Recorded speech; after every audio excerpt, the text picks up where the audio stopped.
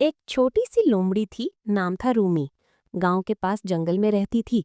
बहुत चालाक और बहुत भूखी। एक दिन उसने देखा, एक किसान ने अपने खेत में एक मोटा तगड़ा बकरा बांध रखा था। रूमी के मुंह में पानी आ गया। उसने सोचा, आज तो बड़ा सा डिनर पक्का।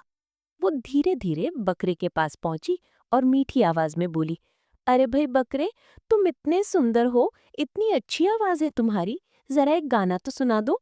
बकरा खुशी से फूल गया। उसने गरज कर गाना शुरू किया, बे। बस इतना ही क्या था।